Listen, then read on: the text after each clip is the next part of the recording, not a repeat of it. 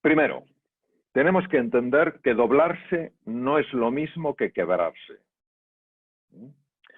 Cuando un árbol tiene que hacer frente a un viento fuerte, ese árbol necesariamente, si el viento es potente, se va a doblar. No tiene por qué quebrarse. Es más, si ese árbol quisiera resistirse al viento, probablemente, si no es un árbol muy grande, el propio viento le partiría. Entonces, lo primero es que tenemos que aceptar que ante ciertos embates de la vida, ante ciertos vientos, ante ciertas tormentas, ante ciertos desafíos, el ser humano se va a doblar sí o sí. Lo que no tiene que hacer es quebrarse. Esta es la base de un concepto que se llama la resiliencia. La resiliencia implicaría dos conceptos. El primero sería la dificultad para ser doblado y la segunda, la capacidad de volver a tu equilibrio una vez que lo has perdido porque te has doblado. Bien, entonces os quiero lanzar una frase porque a mí me ha ayudado muchísimo en la vida. Todo lo que se resiste, persiste. Todo lo que se abraza, se desvanece. Esto que ahora puede resultar un poco extraño y es casi enigmático, vais a ver con qué claridad lo vamos a entender a medida que avancemos en nuestra investigación. Entonces, todo lo que se resiste, persiste. Todo lo que se abraza, se desvanece. Vamos a ver. Cuando una persona se quiebra, metafóricamente hablando, porque cae en la desesperanza. Cae en la desesperanza. No hay salida. Esto es el fin. Cuando una persona se dobla sin quebrarse, se abre al misterio. Abrirse al misterio es tomar una disposición abierta y humilde a que hay algo que está ocurriendo, que me está doliendo, que me está afectando y que, sin embargo, desde una perspectiva, acordaos la palabra perspectiva, más amplia, tiene un perfecto sentido. Yo recuerdo hace años estaba en Orlando dando un paseo por un campo de golf, estaba participando en un programa allí y recuerdo que me paré en un pequeño estanque donde había una serie de carpas de colores. Y claro, me di cuenta de lo siguiente, para aquellas carpas todo su mundo era el estanque, pero no tenían ni idea de lo que estaba pasando fuera del estanque. Un poco como decía el economista Adam Smith, el pez no sabe que está dentro del agua hasta que alguien le saca de ella. Entonces nosotros ahora lo que nos abrimos humildemente, como decía el gran Sócrates, nos abrimos humildemente a que no sabemos por qué esto aparece en nuestra vida, no sabemos por qué este dolor, esta enfermedad, esta preocupación, esta inquietud aparece en nuestra vida, pero que si fuéramos capaces de mirar las cosas desde otra perspectiva, a lo mejor, tal vez, quizás, encontraríamos un sentido a lo que ahora para nosotros es un sinsentido. ¿Por qué es importante esto? Porque cuando uno se abre al misterio, no cae en la desesperanza.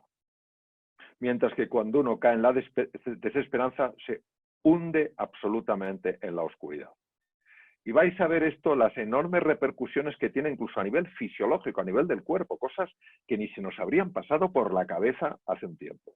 Mirad, cuando yo hablo de la aceptación, que hablo en bastantes ocasiones, tengo que matizar mucho desde el punto de vista del lenguaje, porque cuando hablamos de realidades complejas, de realidades sutiles, el lenguaje a veces se nos queda corto si no somos capaces de hacer distinciones muy precisas. Aquí hay que ser un poco quirúrgico, un poquito cirujano. Bien.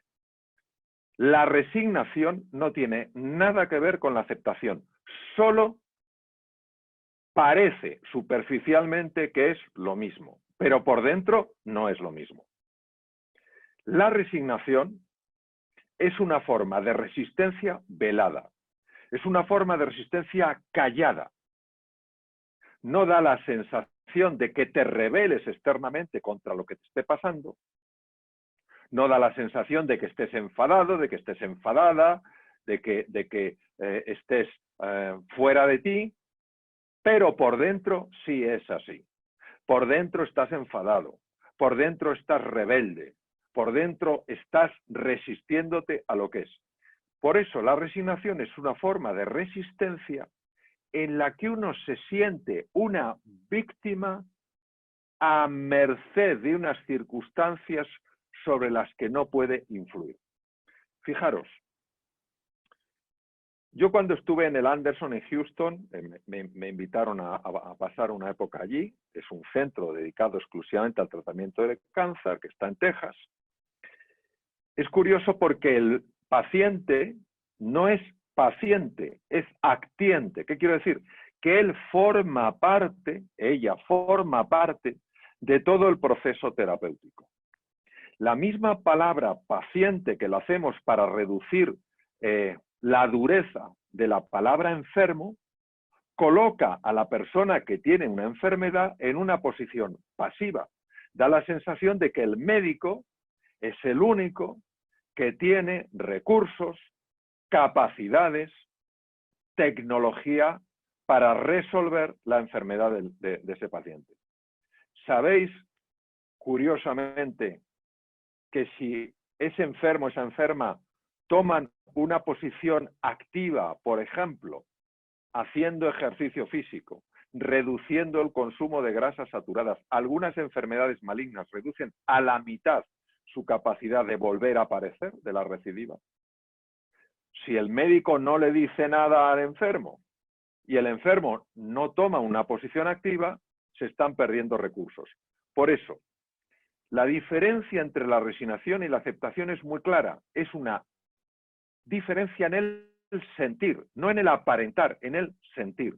La persona que toma el papel de una víctima que se resigna siente dos tipos de sentimientos, impotencia y desesperanza, que van de la mano. Y ya os digo una cosa de corazón. Cuando os habléis de una manera tal que sintáis ante esa conversación que tenéis con vosotros impotencia y desesperanza, cortar inmediatamente esa conversación. No trae nada bueno. Hay una parte que se llama la rumiación interior, la conversación interior, el ruido mental, que típicamente utiliza estos dos sentimientos para bloquear y anular a la persona. Van juntos. Impotencia, no puedo; desesperanza, jamás podré.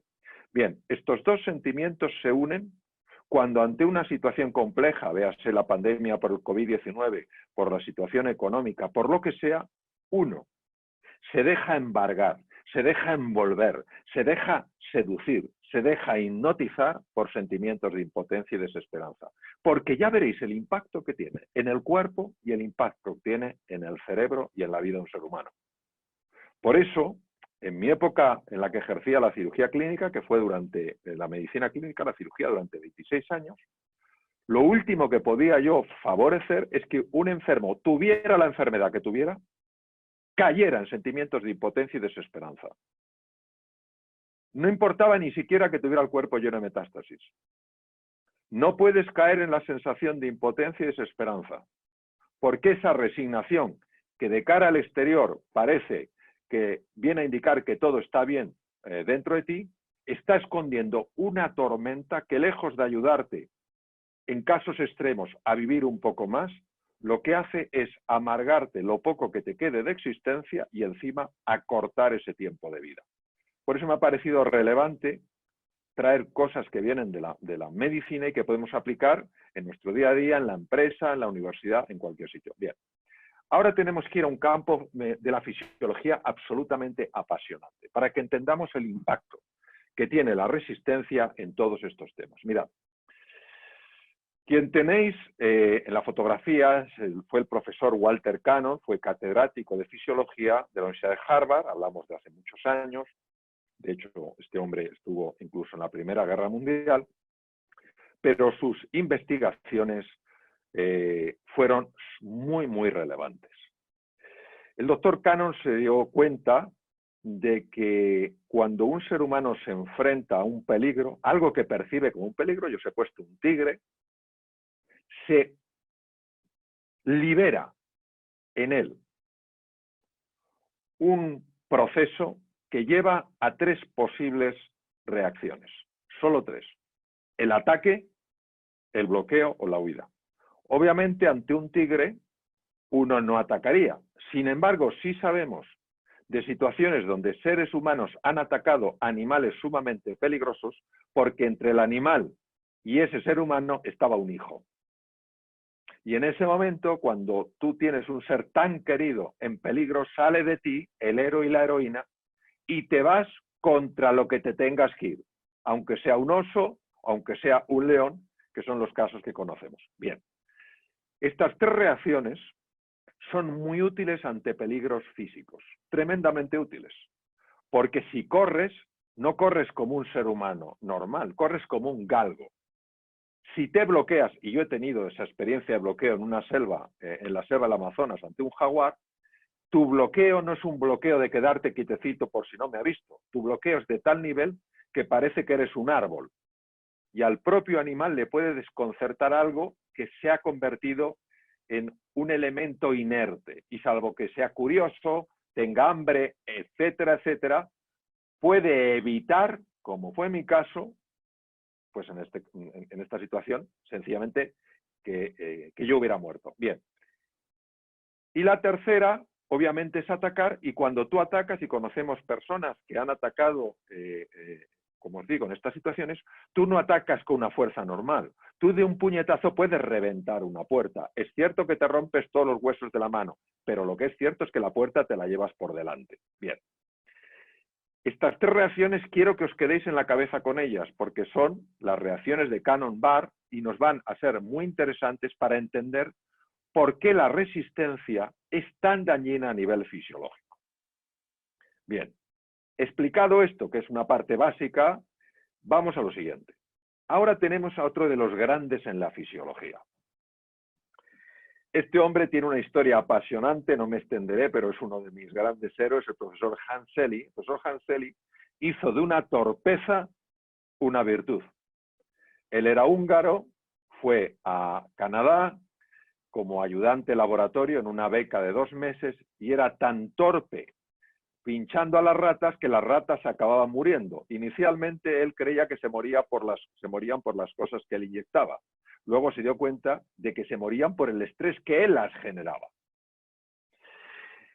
Como él vivía en una residencia de estudiantes, donde había muchos estudiantes de diversas carreras y gente que estaba haciendo el doctorado, hizo mucha amistad con una serie de ingenieros, y estos ingenieros hablaban de un concepto que era strain. Hablaba de los metales, que los metales experimentaban el strain, y Selye entendía muy poco el inglés, y él creyó que hablaban de algo, él entendió que hablaban de estrés. Y en 1950, ni más ni menos que una de las publicaciones más importantes del mundo, ya obviamente él había trabajado muchísimos años en Montreal, publicó un artículo revolucionario donde acuñaba una palabra que se llamaba estrés. Y cuando sus amigos con los que él había compartido la residencia de estudiantes, que eran ingenieros, les decían, qué palabra tan maravillosa para definir esta situación de angustia. Él dijo, pero si la han sacado de vosotros, que nosotros nunca hemos utilizado la palabra estrés, hemos utilizado strain. Bueno, total, él es el creador de la palabra estrés. Y fijaros qué apasionante lo que él descubre. Vamos a ir por las 4 fases que veis en la pantalla. Good health, homeostasis, alarm stage, resistance stage, exhaustion stage. Homeostasis. Homeostasis es como a un organismo le encanta estar. ¿Cómo nos gusta estar a nosotros? Pues unas veces en casa, otras veces saliendo, unas veces cenando en casa, otras veces yendo a un restaurante, unas veces viendo una peli en casa, otras yendo al cine. Eso es nuestra homeostasis. Bien. Y de repente aparece algo que rompe la homeostasis. En este caso, una pandemia por el COVID-19. ¡Hala! Y aquí es lo fascinante. Ante esta situación de alarma, el ser humano puede adaptarse o resistirse. Resistirse, os lo he comentado antes. Resistirse es enfadarse, frustrarse, empezar a buscar culpables en uno mismo, en los demás, en la vida, en el mundo.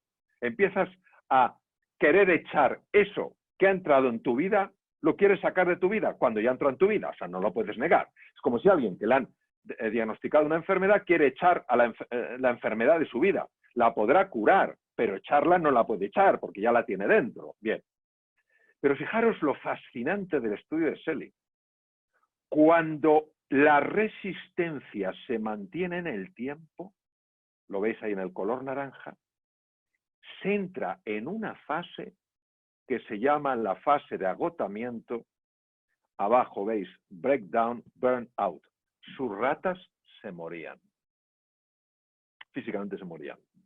Entonces él empezó a hacerles autopsias para ver qué les pasaba y descubrió lo que veremos más adelante. Y que se puede aplicar de forma directa a lo que nos pasa a los seres humanos cuando nos estamos constantemente resistiendo a una situación que no nos gusta, que la queremos echar, y si aparentamos que no la echamos, por dentro estamos tomando esa disposición de víctima que se siente impotente por un lado y sin esperanza por otro. Bien, ahora vamos a ver qué es lo que pasa aquí. Lo que pasa es lo siguiente, mirad. Ahí veis un encéfalo en color azul y veréis en color amarillo anaranjado con aspecto triangular una estructura. Esa estructura, digamos, pues vamos a llamarla el hipotálamo. El hipotálamo tiene una gran antigüedad, unos 300,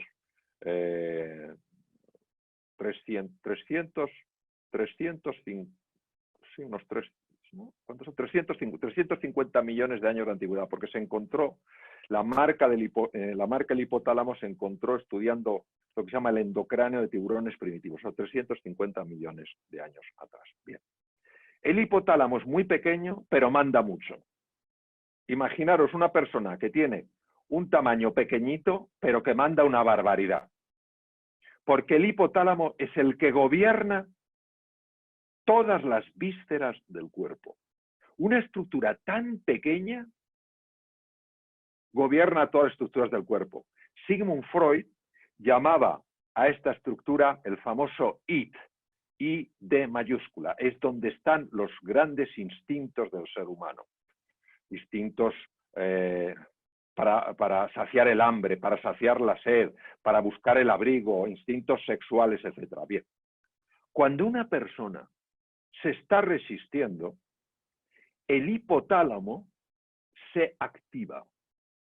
Se activa y produce una sustancia que se llama CRF, es un neurotransmisor, que hace que una glándula que está justo debajo de él, es que está inmediatamente debajo de él, que se llama la glándula hipófisis o glándula pituitaria, libere una sustancia química que se llama hormona adenocorticotropa, que llega por la sangre a lo que veis con la flecha blanca, que son las glándulas suprarrenales que están justo encima de los riñones. Las glándulas suprarrenales obedecen, pero sin rechistar, a la orden de la hipófisis. Libera cortisol y se ponen como locas a llenar la sangre de cortisol. Bien, el cortisol empieza a viajar por la sangre y empieza realmente a producir una serie de cambios que no son beneficiosos. Sí es verdad que una pequeña parte de ellos lo son, pero como hay un exceso de producción de cortisol y se produce de una forma tan anárquica, tan salvaje, los efectos negativos son mucho más intensos. Junto con los efectos del cortisol, que va dañando el corazón, los pulmones, el aparato cardiovascular, el sistema de defensa del cuerpo, los linfocitos que nos tienen que proteger, por ejemplo, frente a los virus, se produce además una serie de cambios muy interesantes. Uno de ellos es en los pulmones. Si habéis visto, nadie que esté en una situación de ansiedad está respirando con el diafragma. El diafragma se bloquea por completo y empieza solo a respirar con los intercostales. ¿Por qué? Porque se está produciendo tal cantidad de CO2, porque cuando el cortisol empieza a liberarse en la sangre y otras cosas que se liberan, adrenalina, etcétera, se empiezan a producir el metabolismo, el horno aumenta, ese horno produce una gran cantidad de CO2 y el CO2 hay que eliminarlo rápido, rápido, rápido, porque como no se elimine rápido, rápido, rápido el CO2, aumenta la acidez de la sangre y cuando aumenta la acidez de la sangre se paran los procesos celulares. Hay pocas cosas que se controlen con tanta precisión en el cuerpo como el nivel de acidez, lo que se llama el pH de la sangre humana. Como hay tanto CO2, la forma de eliminarlo para que no se convierta en ácido es a través de los pulmones. Bueno, los intercostales empiezan a moverse a toda velocidad y como el CO2 tiene 200 veces más capacidad de difusión que el oxígeno, eliminas el CO2, pero reduces la cantidad de oxígeno que entra en la sangre. Con lo cual, tu nivel intelectual ya entiendes que baja radicalmente.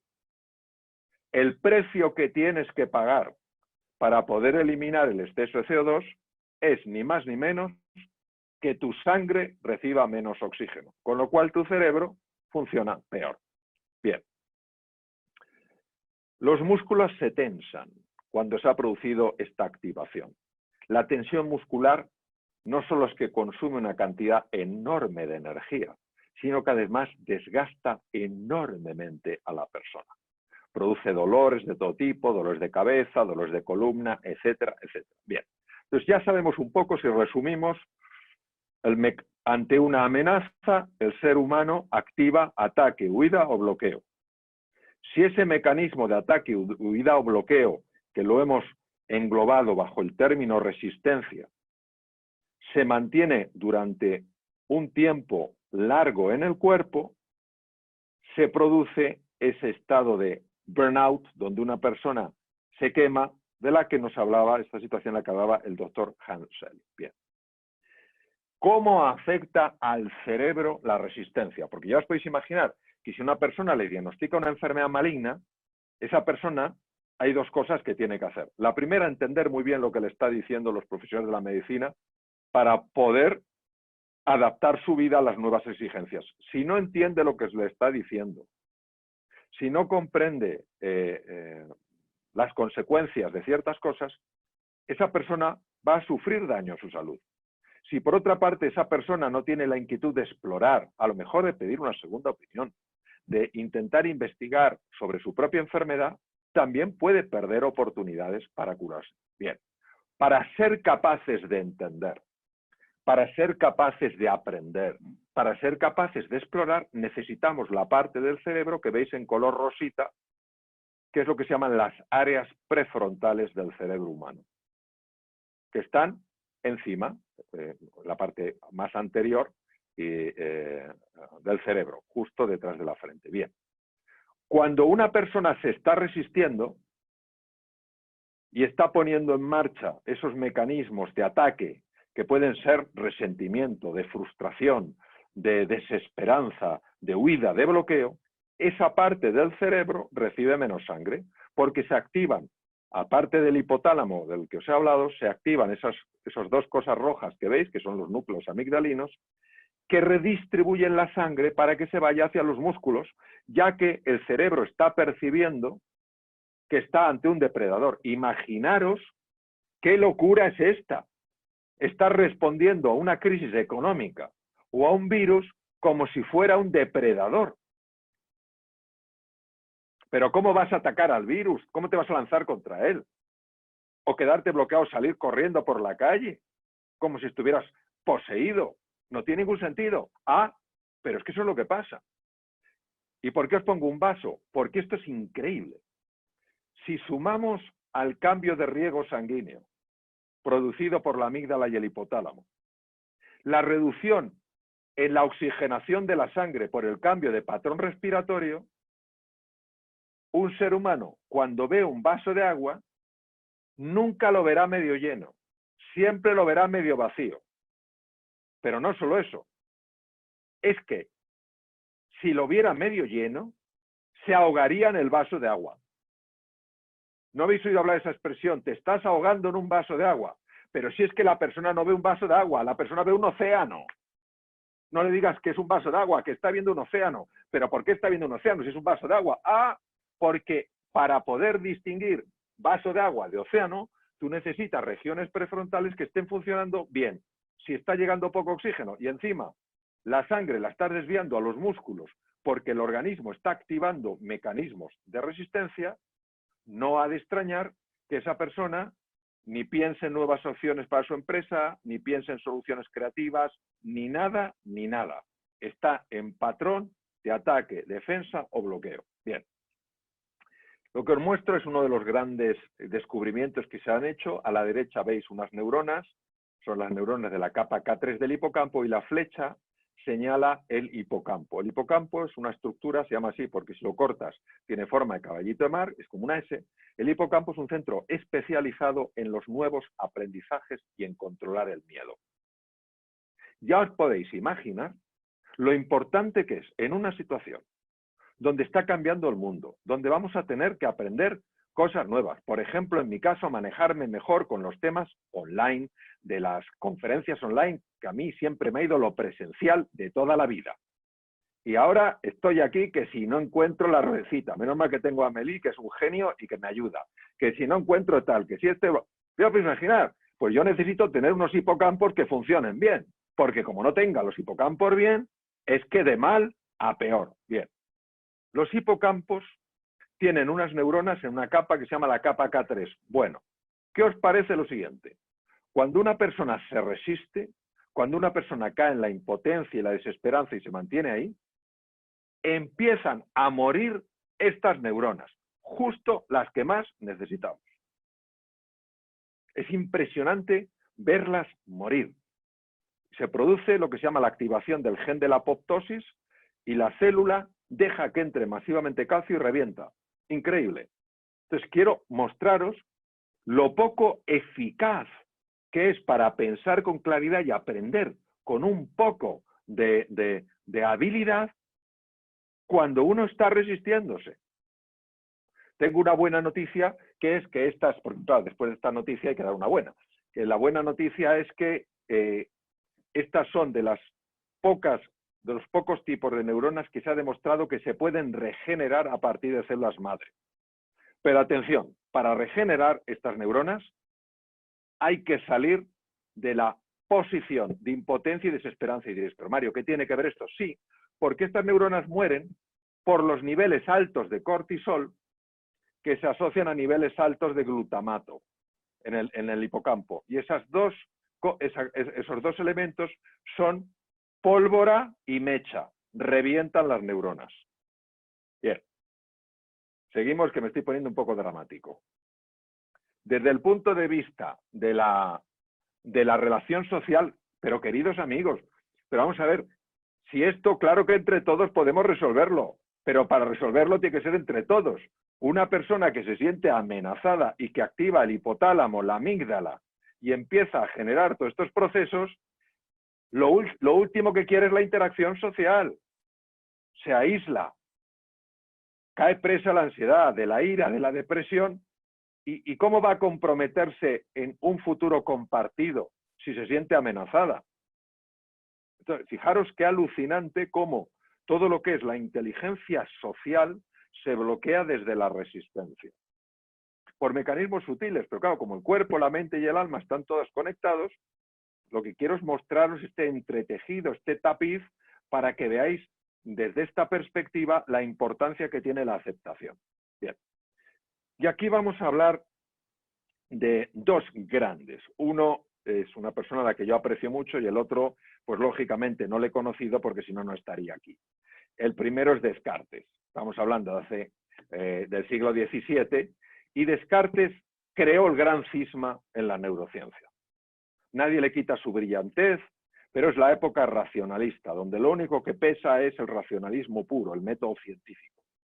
Y él separó por completo el mundo mental del mundo corporal y del mundo emocional. Su famoso cogito ergo sum marca una diferencia.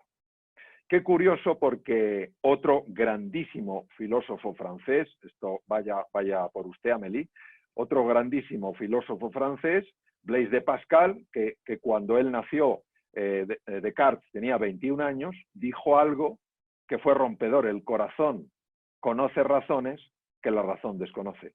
Él sí sabía que había una interacción entre la res cogitans, lo que pienso, y la res extensa, lo físico, lo emocional, etc. Bien.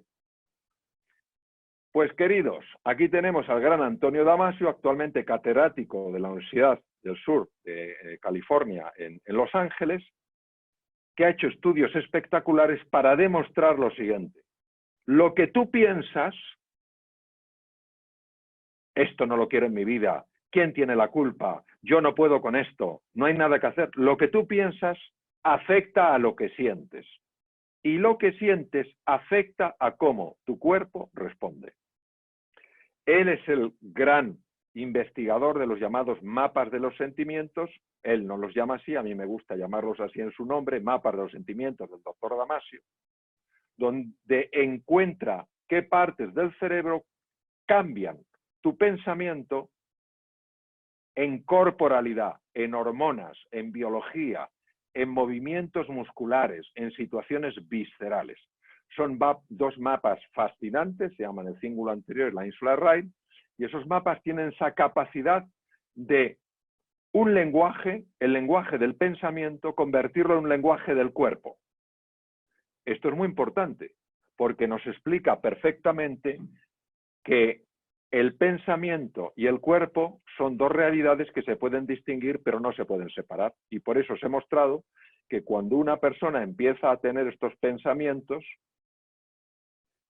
el cuerpo empieza a producir una serie de hormonas y una serie de cambios que son muy negativos para la salud. Bien, ahora, ¿qué cosas tenemos que tener muy presentes en este momento de gran desafío? Hay 4 cosas, queridísimos amigos, que tenéis que cuidar, tanto como a vuestra persona más querida, sobre todo en este momento. Primero, vuestra postura corporal, la postura física de vuestro cuerpo. Según Descartes, esto no tendría ningún impacto en tu forma de pensar, pero según la neurociencia moderna, se demuestra que tu postura afecta al tipo de hormonas que van por tu sangre. Y si tú dejas que tu postura se caiga, que tu cuerpo se encoja, que tu voz se haga una voz casi inaudible, que no haya entusiasmo en tu mirada, entusiasmo en tu palabra, entusiasmo en tu movimiento, eso afecta no solo a tu forma de pensar, sino a lo que está sucediendo en tu cuerpo. Se han hecho estudios fascinantes para ver cómo la postura afecta al cuerpo y a la situación hormonal del cuerpo. Y diréis, bueno, ¿y esas 2 cerezas, Mario, qué pintan? La diferencia entre una picota y unas cerezas. La picota no tiene rabito y las cerezas vienen de 2 en 2. Pues la postura es una cereza. Tú cambias la postura y mueves la otra cereza, que es tu forma de pensar y lo que pasa en tu cuerpo. Foco. ¿Qué es el foco? El foco es dónde estás llevando tu atención. Si tú llevas tu atención a lo mal que está todo, a la incertidumbre reinante, a lo peligroso que es este virus, estás moviendo la otra cereza que te genera sensación de desesperanza y sensación de impotencia. Y entonces vuelves a caer en la trampa. Y el lenguaje, las palabras. Cuando tú utilizas palabras, Dios mío, qué problema. Ay, ¿qué vamos a hacer? ¿Qué será de mí? ¿Qué será de ti? ¿Qué será de nosotros? ¡Ay, madre mía! Y todo esto es una cereza. Y estás moviendo la otra cereza, que es la forma en la que opera tu cerebro y tu cuerpo. Y así, al final, realmente es la profecía que se cumple, pero que empezó por un sitio que tú lo podías gobernar. Y luego la imaginación. Vamos a ver. Queridos, yo creo que hay pocas facultades que hayan sido peor estudiadas que la imaginación. Y creo que de las personas que mejor han entendido la imaginación han sido, desde luego, William Blake. William Blake nació en 1757, fue poeta, fue grabador y una de las personas más brillantes, si no, sí, de las más brillantes de la literatura inglesa. Él sí que entendió lo que era la imaginación. Y otra persona que lo entendió estupendamente bien fue Albert Einstein. La imaginación es más importante que el conocimiento. ¿Pero por qué es tan importante la imaginación? Ojo, la imaginación no es la fantasía. La fantasía es cuando yo utilizo distintas piezas para montar una cosa. Por ejemplo, cojo un caballo, le quito el cuerno, a un rinoceronte y ya tengo un unicornio. Eso es la fantasía.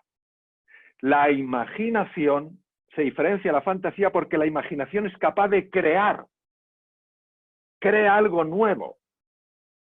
Entonces, ¿qué ocurre? Que si tu imaginación está creando realidades horribles, las acabas creando, porque tiene este poder brutal que se nos escapa por completo, no nos damos cuenta de lo que es la imaginación. Por eso se utiliza la visualización, y por eso la visualización tiene un impacto tan grande cuando tú la haces. Uno de los máximos expertos en el mundo, que es una persona espectacular, Álvaro Pascual Leone, que es catedrático de neurociencias en los Estados Unidos, ha mostrado cómo personas visualizando cosas cambian circuitos cerebrales. Es el número 1 del mundo en neuroplasticidad. Entonces, ¿qué quiere decir? Que utilicemos la imaginación para crear realidades ilusionantes, no para crear realidades desesperantes. Y un poco lo que decía el gran Cajal. Cajal gana el Premio Nobel de Medicina en 1906, esto era imposible en aquella época, y este hombre lo tenía claro, porque él era un sabio, no solo un increíble investigador, era un sabio. ¿Y qué dijo Cajal? Cajal dijo, todo ser humano puede ser, si se lo propone, escultor de su propio cerebro. Él estaba claramente demostrando que si tú quieres, puedes imaginar eso que quieres. Y si puedes imaginar eso que quieres, acabas creándolo.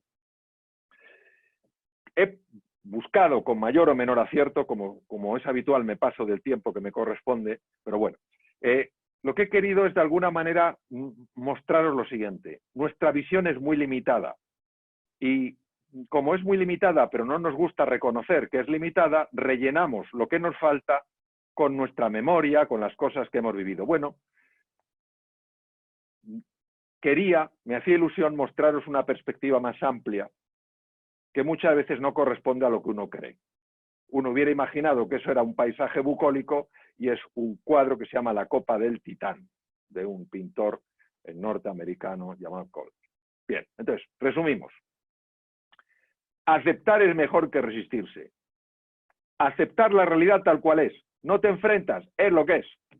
Abrirse a la posibilidad de que más allá de la dificultad está la oportunidad. Abrirse a la posibilidad, explorar. Tercero, valorar el ser por encima del tener. Por encima del tener control, de tener seguridad, de tener estatus.